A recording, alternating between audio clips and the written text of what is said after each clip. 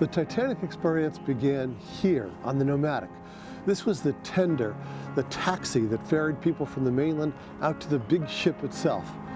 It was built at the same time by the same people with the same materials, the same rivets as the Titanic. And as soon as you boarded this trip, you were transported into a world of opulence and extravagance. Today, it's the last living relic of the Titanic. We see this as a mini Titanic. This was used as basically a taxi service to take first and second class passengers from the port of Cherbourg on the west coast of France onto Titanic.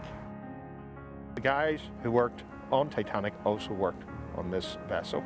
Steel plates came from the same source, the rivets came from the same factory. All the decoration on board, the cornice work on the ceilings was the same, the light fittings were the same, the carvings on the bulkheads were the same, the floor finishes were of similar pattern, the staircases were the same, all identical to what was on Titanic. Well, some of the people that we know were on board Nomadic. In Titanic times there was the Unsinkable Molly Brown, John Astor and Thomas Andrews, the designer. In later years, a number of film celebrities were on board, including Richard Burton and Elizabeth Taylor, Charlie Chaplin and Laurel Hardy.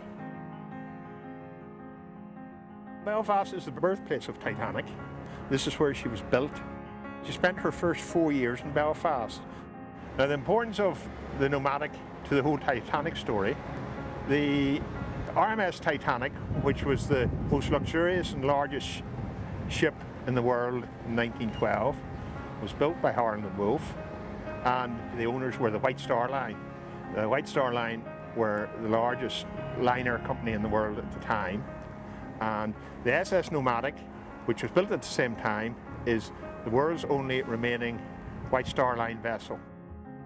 Unless you're James Cameron, or you've got the wherewithal to dive 2.5 miles to the bottom of the North Atlantic, and you want to reach across time and touch the Titanic, this is the closest and most authentic possibility.